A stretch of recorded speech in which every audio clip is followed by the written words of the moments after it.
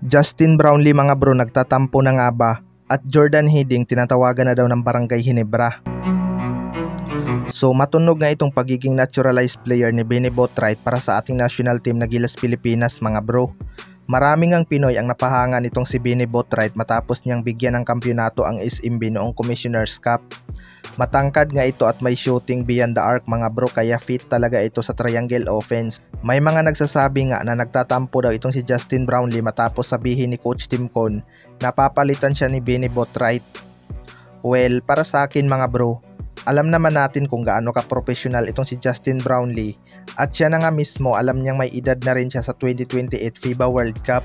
Well, para sa akin mga bro, alam naman natin kung gaano ka-professional itong si Justin Brownlee at siya nga mismo alam niyang may edad na rin siya sa 2028 FIBA World Cup.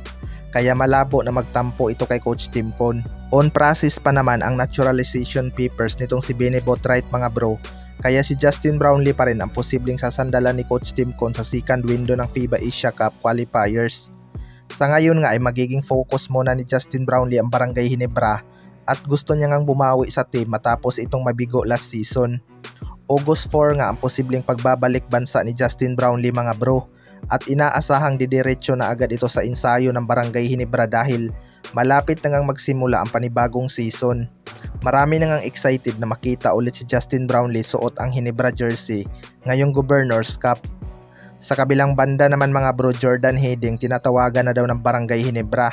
Ito ngang si Jordan Hiddink ay drafted ang Tira Perma Jeep sa special draft mga bro bilang first overall pick noong 2020. Ngunit naglaro lamang ito sa Jeep ng isang conference kung di ako nagkakamali mga bro. Tapos lumipad na ito pa Japan para maging isang Asian import. Isa nga sa mga posibleng rason kaya umalis ito sa Jeep ay ang kanilang kawalan ng interest maging contender dahil lagi nga nilang tinitrade ang kanilang mga malalakas na player. Sunod naman ay ang sahod. Maliit lang talaga ang pasahod ng isang rookie sa ating liga kumpara sa ibang bansa, lalo na kapag independent team. Maliban na lang siguro kapag nasa MVP or SMC ka.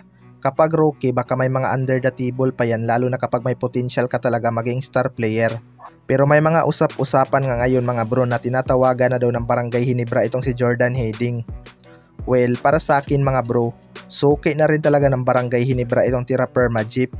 Nasa kanila nga ang rights nitong si Jordan Hiddink mga bro, kaya hindi talaga ito makukuha ng isang PBA team kung walang trade na magaganap. Kapag i-trade ng Tira Perma Jeep ang rights nitong si Jordan Hiddink, siguradong babalik talaga ito sa PBA. Maganda nga ang kanyang naipakitang performance sa strong group mga bro at napakatulis pa rin ang kanyang shooting beyond the arc. Bagay na bagay talaga to sa sistema ni Coach Tim Cone. Kapag nakuha nila ang rights nito, siguradong magiging malaking addition talaga to sa kanilang lineup. Kayo mga bro, ano masasabi nyo tungkol dito?